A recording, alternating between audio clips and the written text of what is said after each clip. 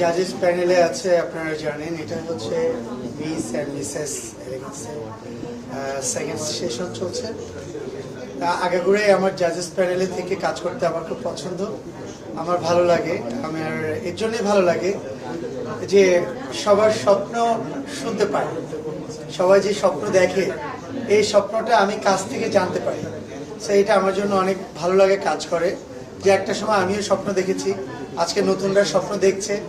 আমার মনে হয় যে সবাই যদি স্বপ্ন দেখতো, যারা ইয়াং জেনারেশন আছে যে আমরা হিরো হব, আমি হিরোইন হব, তাহলে হয়তো বা আরও বেশি হ্যাপি হতাম। কারণ আমাদের ইন্ডাস্ট্রিতে অনেক আর্টিস্ট দরকার, আমরা চাই নতুন নতুন সব আর্টিস্ট আসুক। আর মিস অ্যান্ড মিসেস এলিগেন্সের বাংলাদেশে এটা সেকেন্ড সেশন চলছে, আমি জাজ প্যানেলে আছি। আমার সঙ্গে আরও অনেক বেশি অভিজ্ঞ জাজরা আছে আমার সঙ্গে। আমরা অ্যাকচুয়ালি আসলে যে প্রোগ্রামে বিচার করলে তো আসলে আমরা যে কোনো একটা ক্যাটাগরি ধরে তো আমরা চাইলে তাকে শনাক্ত করতে পারি না বা ইয়েস কার্ড দিতে পারি না।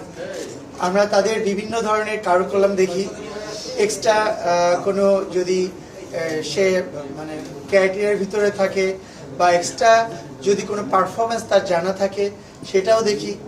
ইভেন যদি যে যেটাতে ইন্টারেস্টেড ফিল করে, অ্যাকচুয়ালি আউটলুকটা তো অবভিয়াসলি ফার্স্টে আউটলুকটা দেখতে হবে, এরপরে তার অন্যান্য মেধাশক্তিতে তার কে কতটুকু প্রসার বা প্রস্তর আমরা সেটা দেখি।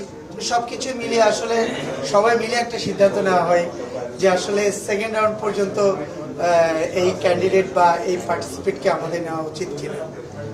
ভাই, আপনি যেটা বলছিলেন যে আসলে আপনাদের ইন্ডাস্ট্রিতে অনেক বেশি অভিনয় শিল্পী দরকার, কিন্তু এই ধরনের অনেক প্রতিযোগিতা বাংলাদেশে হয়। আপনারা ওইসব প্রতিযোগিতা জাজেস প্যানেলে থাকে, অনেকে ট্যালেন্ট আপনারা দেখতে পান, তাদের আসলে যেমন যোগ্যতা থাকে, এত কিছুর পরও কেন আমাদের ইন্ডাস্ট্রিতে অভিনয় শিল্পী এত অভাব? অভিনয় শিল্পীর অভাব বলতে গেলে তো প্রজেক্ট খুব কম, অ্যাকচুয়ালি প্রজেক্ট কম বিধায় আমরা নিজেরাই তো এখন চলচ্চিত্রের পাশাপাশি কেউ কিছু করার চেষ্টা করি আর কি। তা এখন আগে যেমন আমরা মানে প্রফেশনাল, এটা আমাদের প্রফেশন, আমরা আর্টিস্ট, এখান থেকে আমাদেরকে ইনকাম করে চলতে হবে, এরকম অনেক কিছু চিন্তা করতাম।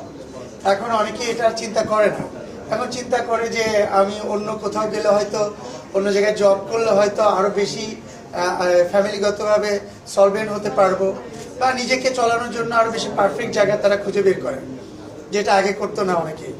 কাজ কম, যার জন্য মানুষের চিন্তাধারাও চেঞ্জ হয়ে গেছে।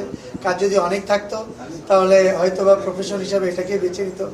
ইন্টারেস্ট খুব কম। এই যে আমি একটু আগে বললাম যে সবাই যদি বলতো, ছেলেরা যে আমি অ্যাক্টিং করতে পছন্দ করি, মেয়েরা বলতো অ্যাক্টিং করতে, আমার মনে হয় এটা শুনতে আমার খুব ভালো লাগতো আর কি, বিষয়টা এরকম।